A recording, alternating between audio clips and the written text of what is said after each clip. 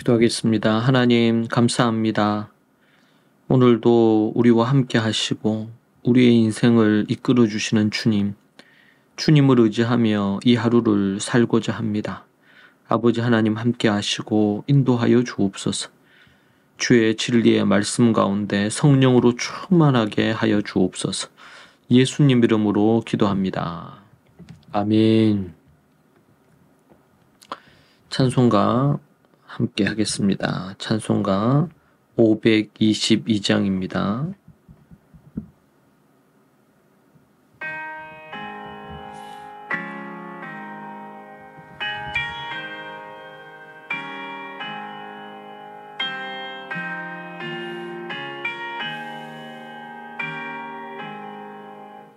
웬일인가 내 형제여 주 안님이 따가 죄값으로 지옥 형벌 너도 받겠구나. 웬일인가 내 형제여 마귀만 따르다 저 마귀 지옥갈 때에 너도 가겠구나. 웬일인가 형제여 재물만 취하다 세상 물질 불벌 때에 너도 타겠구나.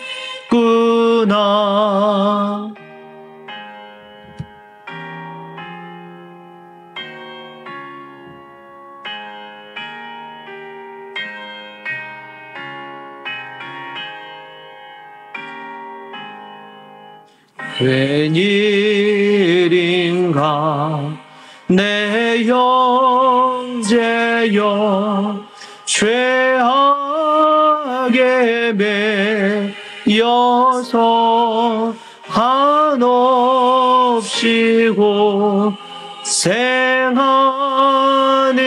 것 참 못 보겠구나. 사랑하는 내 동포여 주께로 나오라. 십자가에 못 박힌 주 너를 살사랑하네.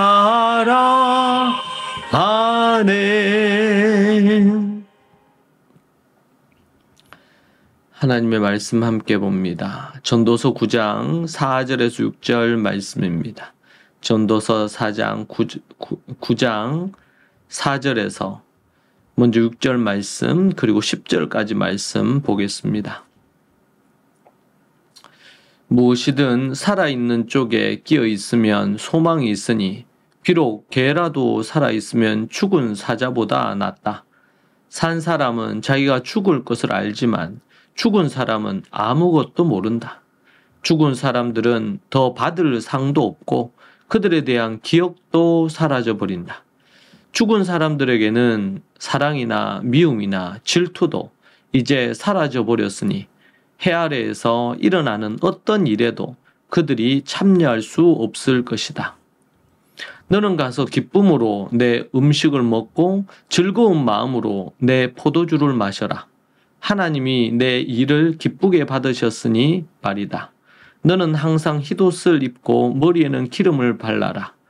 허무한 생애 동안 하나님께서 해 아래에서 내게 주신 허무한 일생 동안 내 사랑하는 아내와 즐겁게 살아라. 이것이 이 생에서 내 몫이요 내가 해 아래에서 열심히 일한 것에 대한 몫이다. 무엇이든지 내 손으로 할 만한 일을 찾으면 온 힘을 다해 하여라. 내가 가게 될 무덤 속에는 일도 계획도 지식도 지혜도 없기 때문이다. 아멘. 설교자는 죽은 상태보다 살아있는 상태가 더 낫다고 말하고 있습니다. 고대 유대 사회에서 무덤은 죽은 자들이 모두 들어가야 하는 크고 넓은 지하 세계를 가리켰습니다. 그곳은 하나님과의 교제가 끊어진 어둠과 침묵 그리고 망각의 장소로 알려져 있었습니다. 그래서 설교자는 죽은 사자보다 살아있는 개의 비유를 들며 모두에게서 잊힌 존재가 되는 죽음보다 비록 수고와 고통과 눈물이 있지만 땅 위에 살아있는 것이 소망이 있다고 말합니다. 우리말 속담 중에도 개똥밭에 굴러도 이승이 좋다라는 속담이 있습니다. 이는 아무리 천하고 고생스럽게 살더라도 죽는 것보다 사는 것이 낫다는 말이지요. 전도자는 이 땅의 삶이 폭력과 억압 등의 고통으로 가득하기에 살아있는 것보다 죽는 것이 낫고 아예 태어나지 않아서 온갖 악한 것을 보지 않는 것이 낫다고 그렇게 말하고 있습니다. 왜 전도자는 사는 것이 낫다고 말할까요? 대조되는 듯 보입니다. 아무리 악인이라 해도 땅 위에 살아 있어야만 회개하고 죄를 용서받을 기회가 남아있기 때문입니다. 또한 하나님을 경외하고 그분의 말씀대로 살아가는 것 또한 살아있는 동안에 가능한 것입니다. 사람의 본분을 수행하려면 살아있어야 하지요. 그러니 죽는 것도 살아있는 것도 모두 복이라는 말입니다. 때가 되어 주님의 부름을 받아 죽음을 맞는 것은 소중하고 귀한 것입니다. 또한 살아있어 사람의 본분인 하나님을 경외하는 것과 그분의 계명을 지켜 행하는 삶을 사는 것 또한 더 귀중한 일입니다. 전도서는 사람이 무엇을 위해 왜 살아야 하는지 분명히 밝혀주고 있습니다. 헛되다는 말들이 많이 등장해 오해할 수 있는 이 전도서, 반어적으로 헛되지 않는 인생을 살 수 있는 분명한 이유와 목적을 강조하고 있는 책이라고 할 수 있겠습니다. 여러분은 일상을 소중히 여기고 있습니까? 해 아래 죽은 자의 허무함을 언급한 설교자는 이제 7절부터 10절에 해 아래 산자를 향해 어떻게 살아야 되는지를 말해줍니다. 그 첫 번째로 7절 8절에서 누리고 즐기라고 말합니다. 너는 가서 기쁨으로 내 음식을 먹고 즐거운 마음으로 내 포도주를 마셔라. 하나님이 내 일을 기쁘게 받으셨으니 말이다.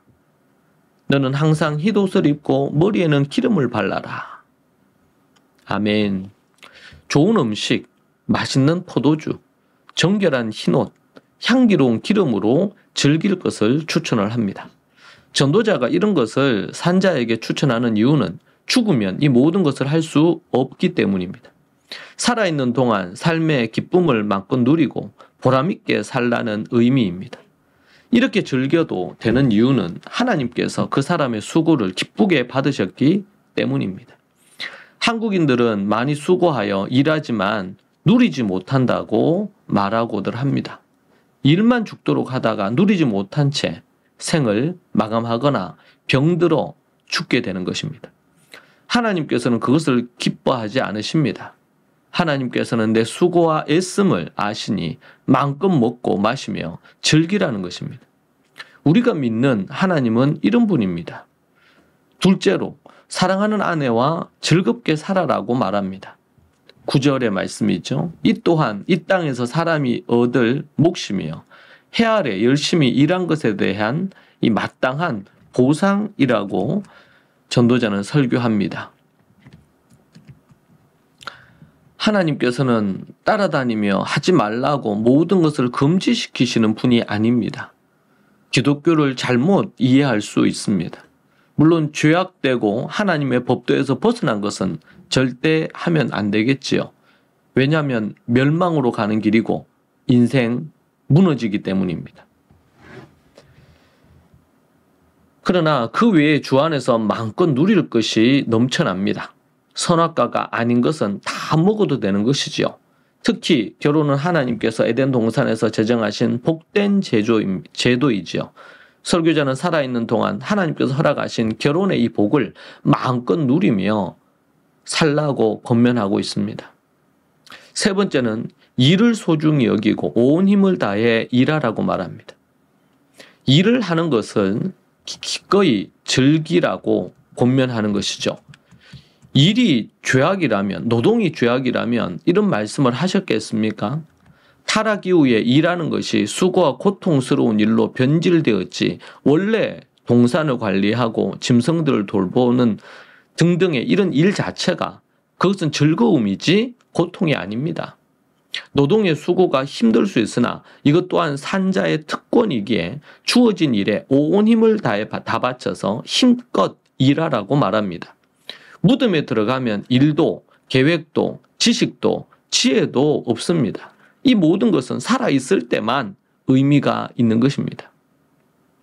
설교자는 인생이 매우 허무하다는 것과 동시에 마음껏 즐기며 의미 있게 살아 볼만한 것임을 강조합니다. 인생은 허무하지만 살만하다는 겁니다. 뭔가 앞뒤가 안 맞는 듯 보이지만 절묘한 균형을 이룹니다. 특히 그리스도를 쫓는 제자들은 죽음이 끝이 아님을 아는 자입니다. 죽음 이후 참된 복과 끝이 없는 기쁨과 즐거움을 영원히 누릴 것입니다. 회개하고 주님을 신뢰하며 쫓지 않는 자는 이와 반대의 영생을 보낼 것입니다. 그런 이들에겐 죽지 않는 것이 더 나을 것입니다. 왜냐하면 지옥이 기다리고 있기 때문입니다. 우리가 어떻게 살 것인가? 우리에게 명확한 답을 전도서는 주고 있습니다. 우리 인생의 목적을 또 해 아래 허무한 이 땅에서 어떻게 살아야 되는지 생각하는 여러분들이 되시기를 바랍니다. 기도합시다. 하나님 아버지 감사합니다. 우리를 진리 가운데 서게 하시고 또 하나님의 말씀을 깨닫게 하시니 감사합니다. 날마다 주 안에서 기쁨을 누리며 주님이 주시는 모든 복을 이 땅에서 누리며 즐기며 살게 하옵소서. 예수님 이름으로 기도합니다. 아멘. 함께 이 말씀 붙들고 기도하겠습니다. 주여 주여 주여 하나님 아버지 주님 도우시고 인도하옵소서. 은혜와 능력을 부어주시고 성령을 내려 주옵소서. 아버지 하나님 진리의 말씀인 이 전도서의 이 설교의 말씀으로 우리의 마음에 새겨 살아가게 하여 주옵소서.